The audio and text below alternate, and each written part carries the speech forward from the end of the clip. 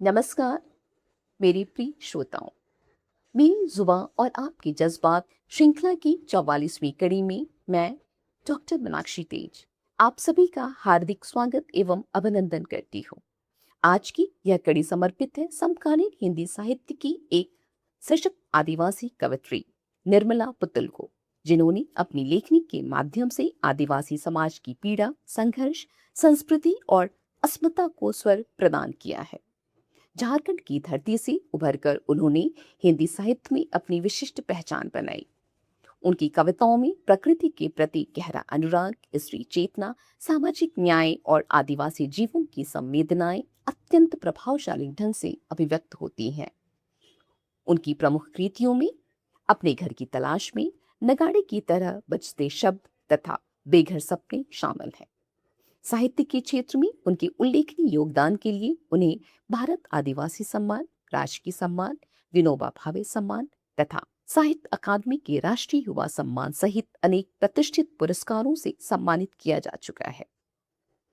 आइए आदिवासी चेतना, स्त्री विमर्श और मानवीय संवेदनाओं की सशक्त हस्ताक्षर कवयित्री निर्मला पुतुल के काव्य संसार से परिचित हो।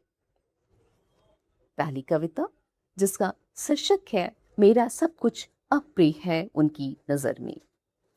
वे घृणा करते हैं हमसे हमारे कालेपन से।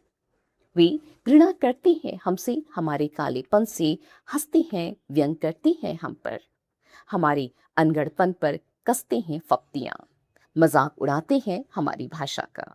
हमारे चाल चलन, रीति रिवाज कुछ पसंद नहीं उन्हें, पसंद नहीं है हमारा पहनावा ओढ़ावा। जंगली असभ्य पिछड़ा कह हिकारत से देखते हैं हमें, और अपने को सभ्य श्रेष्ठ समझ नकारते हैं हमारी चीजों को। वे नहीं चाहते हमारे हाथों का छुआ पानी पीना, हमारे हाथों का बना भोजन सहज ग्राह्य नहीं होता उन्हें। वर्जित है उनके घरों में हमारा प्रवेश। वे नहीं चाहते सीखना हमारे बीच रहते हमारी भाषा, चाहते हैं उनकी भाषा सीखें हम और उन्हीं की भाषा में बात करें उनसे। उनका तर्क है कि सभ्य होने के लिए जरूरी है उनकी भाषा सीखना, उनकी तरह बोलना, बतियाना, उठना। जरूरी है सभ्य होने के लिए उनकी तरह पहनना ओढ़ना। मेरा सब कुछ अप्रिय है उनकी नजर में। प्रिय है तो बस मेरे पसीने से पुष्ट हुए अनाज के दाने, जंगल के फूल, फल, लकड़ियां, खेतों में उगी सब्जियां, घर की मुर्गियां। उन्हें प्रिय है मेरी गदराई देह, मेरा मांस प्रिय है उन्हें। दूसरी कविता, जिसका शीर्षक है उतनी दूर मत ब्याहना बाबा। बाबा, बाबा, मुझे उतनी दूर मत ब्याहना जहां मुझसे मिलने जाने खातिर घर की बकरियां बेचनी पड़े तुम्हें। मत ब्याहना उस देश में जहां आदमी से ज्यादा ईश्वर बसते हो। जंगल, नदी, पहाड़ नहीं हो जहां, वहां मत कर आना मेरा लगन। वहां तो कतई नहीं जहां की सड़कों पर मन से भी ज्यादा तेज दौड़ती हो मोटर गाड़ियां, ऊंचे ऊंचे मकान और बड़ी बड़ी दुकानें। उस घर से मत जोड़ना मेरा रिश्ता जिसमें बड़ा सा खुला आंगन न हो। मुर्गी की बांग पर होती नहीं हो जहां सुबह और शाम पिछवाड़े से जहां पहाड़ी पर डूबता सूरज न दिखे। मत चुनना ऐसा वर जो पुचई और हड़िया में डूबा रहता हो, अक्सर कायल, निकम्मा हो, माहिर हो मेले से लड़कियां उड़ा ले जाने में। ऐसा वर मत चुनना मेरे खातिर कोई थारी लोटा तो नहीं कि बाद में जब चाहूंगी बदल दूंगी अच्छा खराब होने पर। जो बात बात में बात करे लाठी डंडा की, निकाले तीर धनुष कुल्हाड़ी, जब चाहे चला जाए बंगाल, असम या कश्मीर। ऐसा वर नहीं चाहिए हमें, और उसके हाथ में मत देना मेरा हाथ जिसके हाथों ने कभी कोई पेड़ नहीं लगाए, फसलें नहीं उगाई, जिन हाथों ने नहीं दिया कभी किसी का साथ, किसी का बोझ नहीं उठाया। और तो और जो हाथ लिखना नहीं जानता हो, हा से हाथ, उसके हाथ मत देना कभी मेरा हाथ। ब्याहना हो तो वहां ब्याहना जहां सुबह जाकर शाम तक लौट सको पैदल।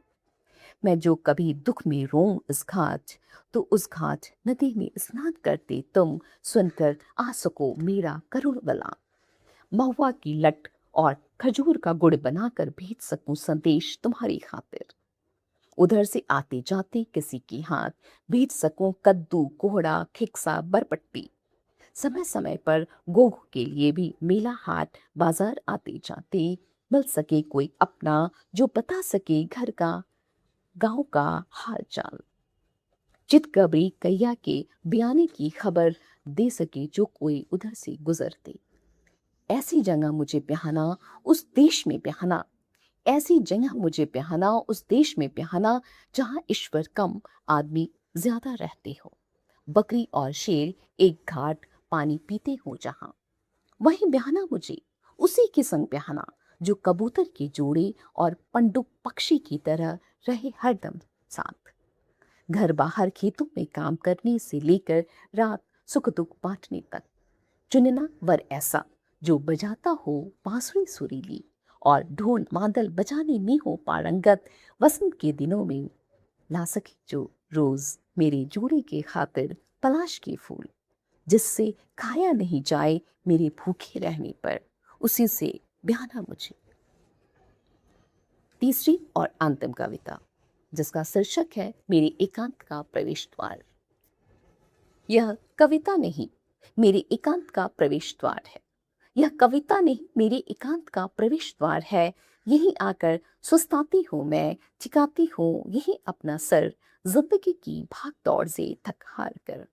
जब लौटती हूँ यहाँ आहिस्ता से खुलता है इसके भीतर एक द्वार, जिसमें धीरे से प्रवेश करती मैं, तलाशती हूँ अपना निजी एकांत। यही मैं वह होती हूँ जिसे होने के लिए मुझे कोई प्रयास नहीं करना पड़ता। पूरी दुनिया से छिटक कर अपनी नाभि से जुड़ती हूँ यहीं। मेरे एकांत में देवता नहीं होते, नहीं उनके लिए कोई प्रार्थना होती है मेरे पास। दूर तक पसरी रेत, जीवन की बाधाएं, कुछ स्वप्न और प्राचीन कथाएं होती हैं। होती है एक धुंधली सी धुन हर देश काल में, जैसे अपनी अपनी तरह से पकड़ती स्त्रियां बाहर आती हैं अपने आप से। मैं कविता नहीं, मैं कविता ली शब्दों में खुद को रचते देखती हूँ, अपनी काया से बाहर खड़ी होकर अपना होना। निर्मला पुतुल की कविताएं केवल शब्दों का संयोजन नहीं, बल्कि आदिवासी जीवन, स्त्री अस्मिता और मानवीय संवेदनाओं की सशक्त अभिव्यक्ति हैं। इसी के साथ कवित्री निर्मला पुतुल को नमन करते हुए मैं आपसे विदा लेती हूँ। अगली कड़ी में फिर मुलाकात होगी। धन्यवाद।